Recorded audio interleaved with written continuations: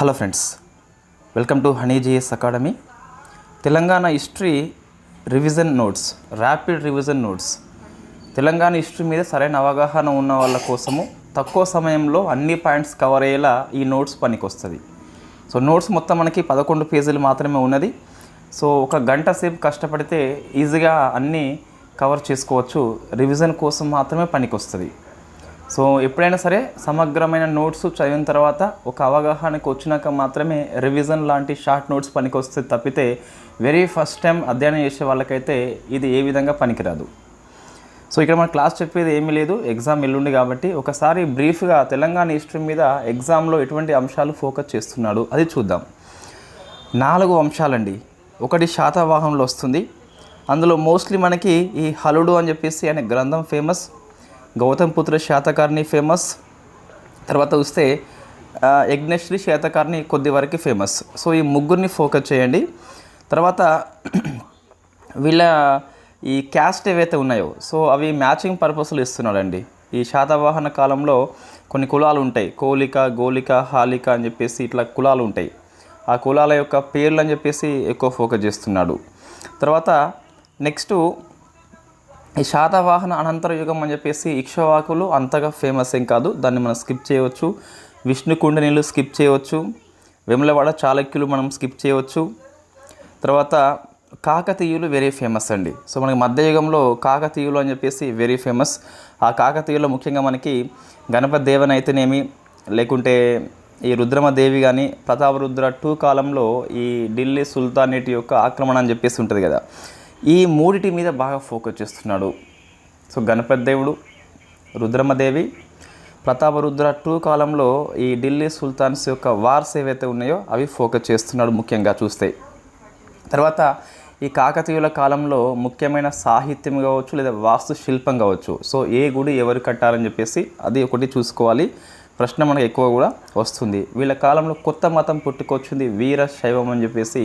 So బసవేశ్వరుడు లేదా బసవಣ್ణ అని చెప్పేసి పిలుస్తాం. సో అది వెరీ ఫేమస్ అండి. ఈ బసవ పురాణం అని చెప్పేసి మనకు పాల్కురికి సోమనాథ పుస్తకం రాస్తాడు. సో అది కూడా మనకి one of the famous. Next ఈ తెలుగు సాహిత్యము వెరీ వెరీ ఫేమస్. ఆ శిల్పకళ కూడా వెరీ వెరీ ఫేమస్. ఈ రెడ్డి నాయకులు అని చెప్పేసి ఈ యుగం ఏదైతే ఉన్నదో సో తుగ్లక్ వంశానికి వ్యతిరేకంగా ఫైట్ చేస్తారు కదా, అది మనం స్కిప్ చేయవచ్చు. సో ముసునూరి నాయక రాజ్యం స్కిప్ చేయవచ్చు, పద్మనాయక స్కిప్ చేయవచ్చు. బట్ పూర్తిగా స్కిప్ చేయకుండా అందులో ఉన్న సాహిత్యం ఒకటి మనము గుర్తుపెట్టుకోవాలి. నెక్స్ట్ ఈ విజయనగర సామ్రాజ్యం కూడా మన సిలబస్లో అంతగా ఫేమస్ ఏం కాదు, దాన్ని మనం పెద్దగా పట్టించిన అవసరం లేదు. ఈ బహుమని అని చెప్పేసి 5 రాజ్యాలుగా విడిపోతుంది కదా, అందులో గోల్కొండ, కుతుబ్ షాహీ అని చెప్పేసి. సో ఇక్కడ మనం ఫోకస్ చేయాలి. ఈ కుతుబ్ షాహీ కాలంలో లోపల వాళ్ళ యొక్క రచనలు స్వయంగా కొంతమంది రచనలు రాస్తారు, వాళ్ళ కలం పేరు కావచ్చు, లేకుంటే వాళ్ళు పోషించిన తెలుగు కవులు అని చెప్పేసి అట్లా మనకి ప్రశ్న వస్తుంది. తర్వాత వెరీ ఫేమస్ మనకి అసహు జాహీల్ అని చెప్పేసి ఉన్నది. ఇందులో 7 నిజాంలు ఉన్నప్పటికీ మనం ఎక్కువ ఫోకస్ చేయాల్సింది. సో ఫస్ట్ ఒకరు నిజాం ఉల్ ముల్క్, తర్వాత చివరి నిజాం ఉస్మాన్ అలీ ఖాన్ అని చెప్పేసి, లేదా 6th నిజాం మెహబూబ్ అలీ ఖాన్ అని చెప్పేసి ఈ 1, 6, 7 మీద బాగా ఫోకస్ చేయండి. అక్కడేమో ప్రశ్న అయితే ఎక్కువ వస్తుంది. ఈ 7th నిజాం కాలం లోపల వివిధ డెవలప్మెంట్స్ ఏవైతే ఉన్నాయో ఆ డెవలప్మెంట్స్ మీద ఆయన యొక్క కట్టడాలు కావచ్చు లేదా సంస్థల స్థాపన కావచ్చు వాటి మీద మనకు ఎక్కువ వస్తున్నాయి. ఇండస్ట్రీస్ కావచ్చు, లేకుంటే ఈ ఉస్మాన్ సాగర్, హిమాయత్ సాగర్ లాంటి చెరువులు కావచ్చు. సో అవి మనకు వస్తున్నాయి. కొన్నిసార్లు ఇయర్స్ కూడా వస్తున్నాయండి వాటి మీద, ఒకసారి మీరు చూసుకోండి. తర్వాత చూస్తే ఈ సాలార్జంగ్ రిఫార్మ్, ఈ సంస్కరణలు ఏవైతే ఉన్నాయో ఇతను ఏ 3 నిజాం దగ్గర పనిచేసిండు అనే పాయింట్ ఆఫ్ లో కూడా ఇంతకు ప్రశ్న వచ్చింది కాబట్టి అది కూడా ఫోకస్ చేయండి. తర్వాత చూస్తే ఈ నిజాం పరిపాలనకి అగనిస్ట్గా కొన్ని ఆందోళనలు అని చెప్పేసి ఉంటాయి.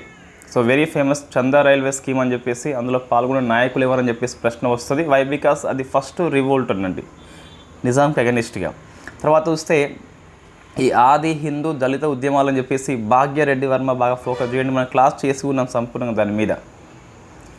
హైదరాబాద్ అంబేద్కర్ అని చెప్పేసి ఇవన్నీ పిలుస్తారని చెప్పేసి, అట్లా పంచమ పత్రిక ఎవరని చెప్పేసి ఇవన్నీ ప్రీవియస్ ఇయర్ క్వశ్చన్స్ అండి. తర్వాత గిరిజన ఉద్యమాల లోపల మనకి రామ్జీ గోండు అయితేనేమి, లేకుంటే కొమరం భీమ్, జల్ జంగిల్ జమీన్ అని చెప్పేసి వెరీ ఫేమస్ అతని యొక్క స్లోగన్ కనిపిస్తుంది. సో ఇవి మనకి ప్రశ్నలు వస్తున్నాయండి. తర్వాత ఆంధ్ర జనసంఘం కావచ్చు, లేకుంటే ఈ హైదరాబాద్ స్టేట్ కాంగ్రెస్ కావచ్చు, ఆంధ్ర మహాసభ కావచ్చు. ఈ ఆంధ్ర మహాసభ యొక్క 14 సెషన్స్ మనం గుర్తుపెట్టుకోవాలి.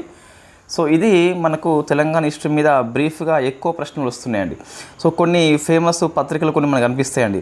సో పత్రికలు ముఖ్యంగా మనకు ఈ తెలుగు తల్లి, మీజాన్, రయత్ పత్రిక అయితే మనకు చాలాసార్లు వచ్చింది. ఉర్దూ పత్రిక రైతు అని చెప్పేసి అర్థం వస్తుంది.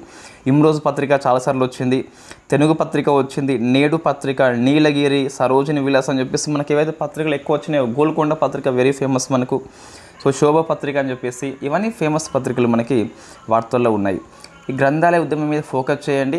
సో కనీసం ఒక 5 ఇయర్స్ ఆ గ్రంథాలయాల పేర్లు గుర్తుపెట్టుకోవాలి. 1901 కృష్ణదేవరాయ అని చెప్పేసి, 04 హన్మకొండ లోపల, 05 సికింద్రాబాద్ లోపల, 06 మనకి హైదరాబాద్ లోపల.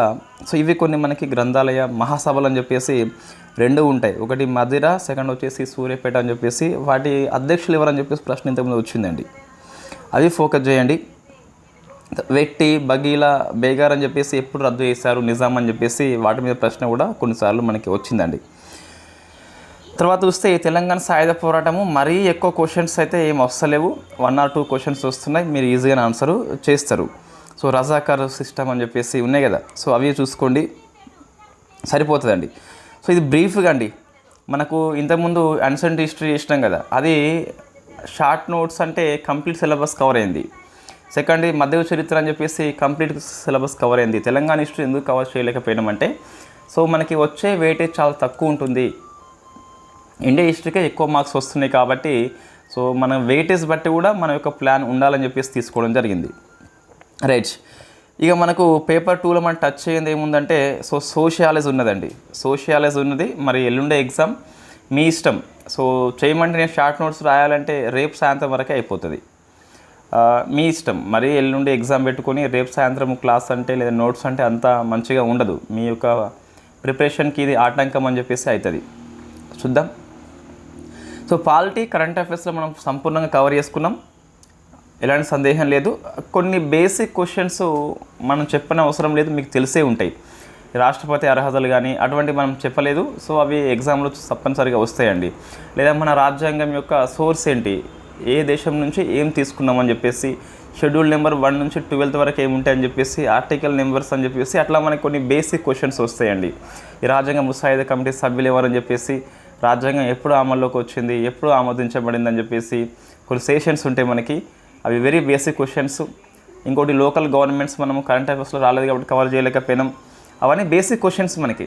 రైట్, మనం at the end of the day మనం కరెంట్ అఫైర్స్ పేరు చెప్పుకొని గ్రూప్ 2 లోపల దరిదాపుగా సగం సిలబస్ అయితే కవర్ చేసే ప్రయత్నం చేయడం జరిగింది. Right, thank you very much. ఇది రివిజన్ కోసం మీకు యూజ్ అవుతుంది.